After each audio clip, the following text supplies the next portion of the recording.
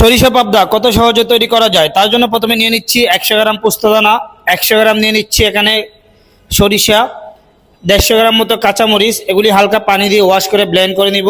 এখন গরম তেলের মধ্যে 1.5 টেবিল স্পুন কালো জিরা, 1 কেজি পরিমাণ টমেটো চপ করে দিয়ে দিচ্ছি। টমেটো যখন নরম হয়ে যাবে এখানে দিয়ে দিচ্ছি আমি পরিমাণ মতো লবণ, যতটুকু লবণ প্রয়োজন হয়।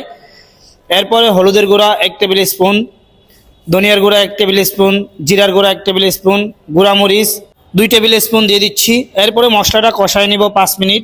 5 মিনিট পরে হালকা একটু পানি দিয়ে দিচ্ছি। এরপর আমি যে পেস্টটা করছিলাম সেটা এখানে দিয়ে দিচ্ছি। এটা দেওয়ার পরে আরও 5 মিনিট সুন্দর করে ভুনা করে নিব।